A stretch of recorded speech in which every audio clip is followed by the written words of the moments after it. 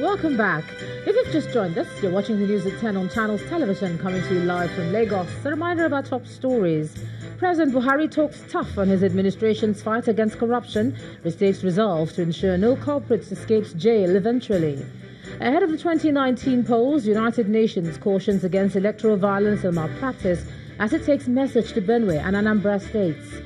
At least 21 people rescued, many others feared trapped as building under construction collapses in Port Harcourt, the River State capital. And 4 people, including 2 policemen, killed as gunmen attacked the Chinese consulate in the Pakistani port city of Karachi.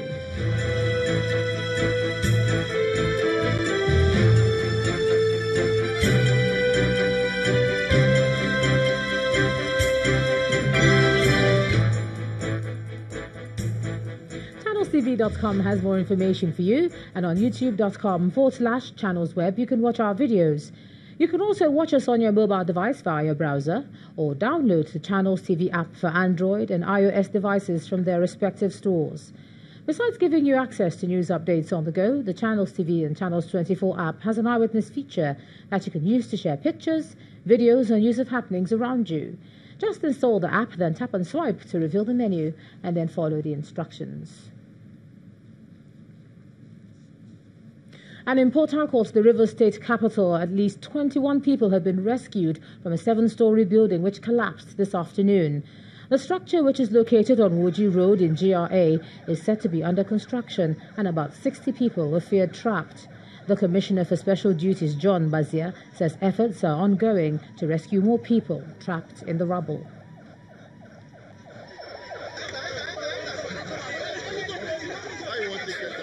At once, His Excellency said we should immediately go here.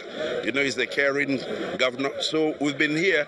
So far, we have rescued, that's the 21 person. 21 persons have been rescued, and they are all alive. They've been taken to the hospital, and we suspect there are still more people here. So we've called on some companies like Julius Berger, Shell, and all that, and they said they are on their way so that we can try and help to rescue our own people. Well, earlier, our correspondent Emmanuel Ereye reports that rescue officials may spend the night searching through the rubble. What you see behind me is the rubble of an unfortunate collapse of a 7-story building along Woji Road in Port Harcourt, River State. We cannot ascertain the number of workers who have been trapped there, but we understand that a number of them were actually working when the collapse of this building happened at about 4:30 p.m. This evening. And we can tell you that there are some emergency workers who are on ground security operatives who are here to see if they can save or remove some of the persons who have been trapped from under the rubbles. But we can tell you also that this is indeed an unfortunate incident today. I just had a side discussion with one of the workers who escaped death by the whiskers. He told us that he just walked out of the area when he heard a loud bang right behind him. He also said that Friday, which is today, used to be the day when many of the workers come to collect their pay for the day or for the week, as the case may be. But it's going to be a really long night, we can tell you that. We'll keep our fingers on the story, and we hope we can get the best out of it in the end. Emmanuel Ereye, reporting for Channels Television News. A very harrowing experience indeed for all those there today. Our hearts are with them.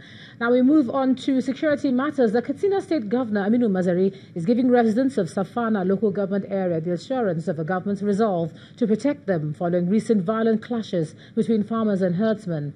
The governor was speaking during a visit to Gura community, where the violence broke out on Tuesday when some farmers had attempted to prevent herders from encroaching on their farmlands. In the ensuing confrontation, gunmen reportedly opened fire, killing 10 of the villagers, while one was injured and is currently being treated in hospital.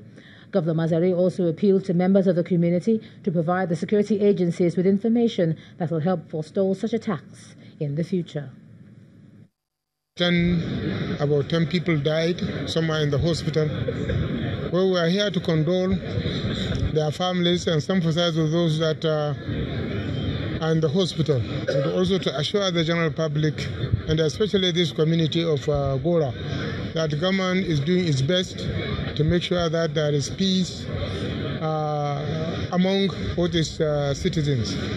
We are aware that our responsibility as government is to protect lives and properties.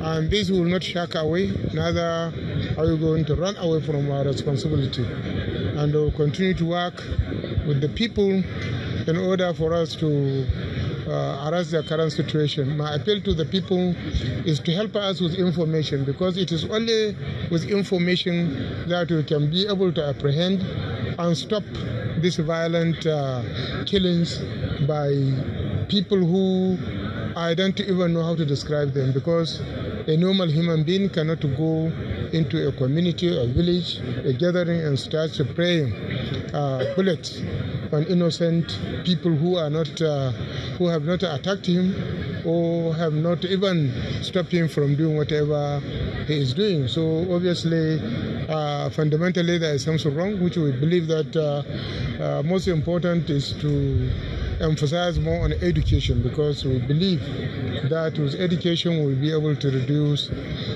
this level of criminality. We're going to keep talking about security, but let's cross over to Abuja. Here's Ibrahim Adra. Hey, Ibrahim.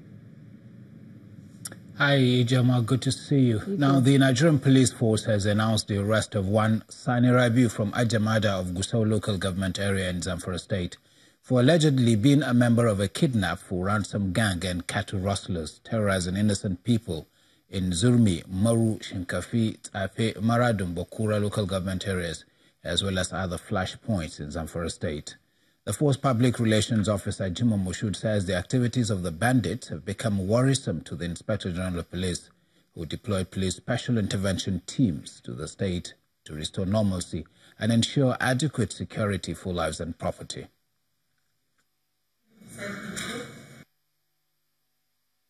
The Inspector General of Police, IGP Ibrahim Puto Idris MNI, concerned with the security situation in Zamfara state, which are caused by the criminal activities of armed bandits, kidnap for ransom gangs, and cattle rustlers. This group have been terrorizing innocent people in Zurumi, Maru, Sinkafi, Safe, Maradun, and Bakura local government area in Zamfara state. Equally, the criminal activities are spanned to other flashpoints in Zamfara state, causing mayhem, killings, and damage to lives and property in the affected area. Consequent on this, the IGP deployed police special intervention team to the state to restore normalcy and ensure adequate security of lives and property in the state. The police team were mandated to restore lasting peace and bring perpetrators of these criminal acts to justice. The suspect, Sani Rabi, confessed to the police team to be working with other armed bandits, which he gave the team few of their names, and we are working with others. These few include Ibro, Danjuma, and Aliu, and equally other suspects whose names are being witted so that we can be able to get them arrested equally. This group have been terrorizing villages in Zamfara and Sokoto state, like I've mentioned earlier on. For that. Meanwhile, the police have finally ended their siege on Akwa Ibom State House of Assembly after 3 days of occupying the premises. All entrances to the complex, which had been barricaded since Tuesday morning, have been opened. The police had sealed off the assembly complex on Tuesday following a crisis over the defection of 5 lawmakers. The takeover followed the crisis that erupted at the House of Assembly after the Speaker, Onofiok Luke, declared vacant the seats of 5 lawmakers who had defected from the ruling People's Democratic Party to the All Progressive Congress, APC. The action of the police was condemned by federal lawmakers who asked the police to vacate the assembly complex at the Senate's plenary on Thursday. Now to Sokoto State, where a new deputy governor has been sworn in. He is Manir Naia, and he replaces Ahmed Aliyu, who resigned to run for the 2019 governorship election in the state under the All Progressives Congress. Speaking during the swearing-in ceremony at the International Conference Center, The state governor, Aminu Tambuwal, said his relationship with the former deputy governor was still cordial.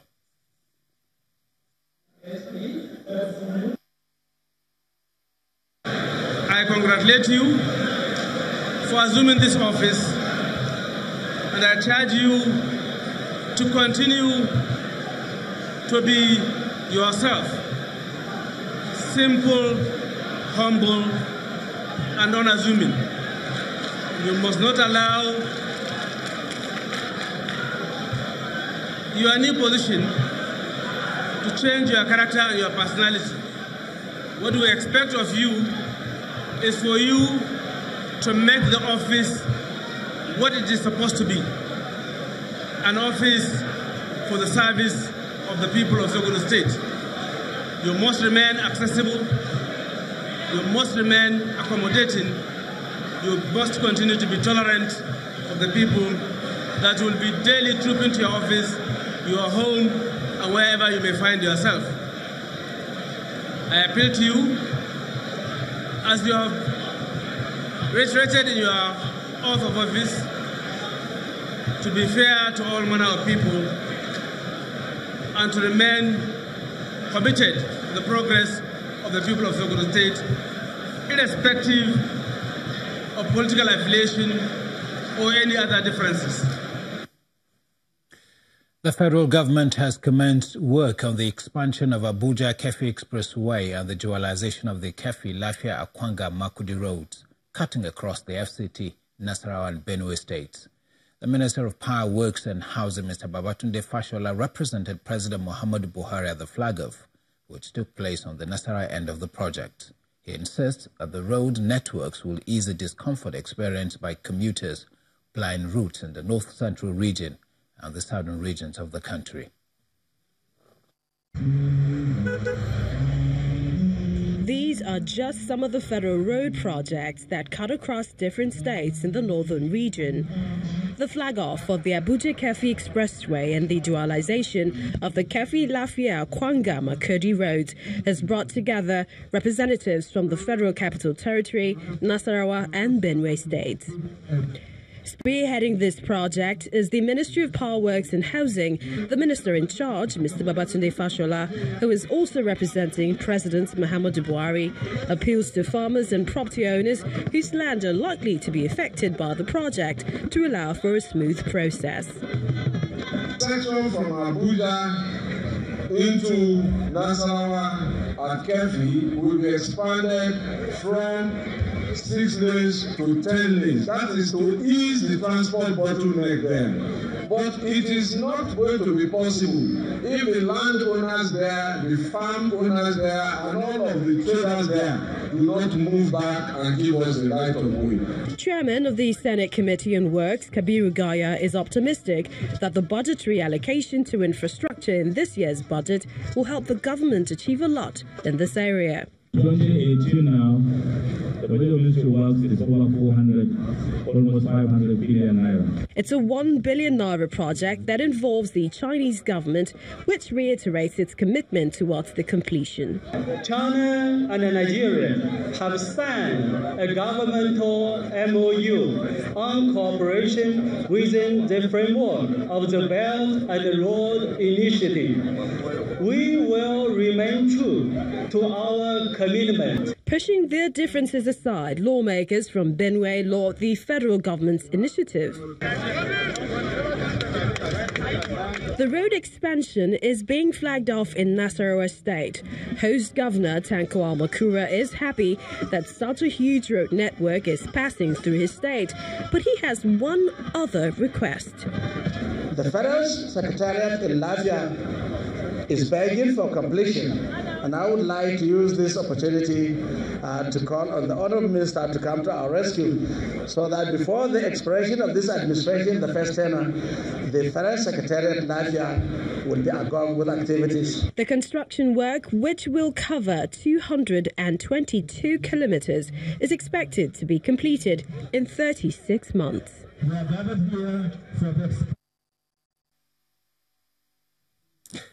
We'll take a break now, but when the news at 10 returns, oil prices plunged below $60 per barrel for the first time in a year on record Saudi output for this month. That's on Business News. Do join us again.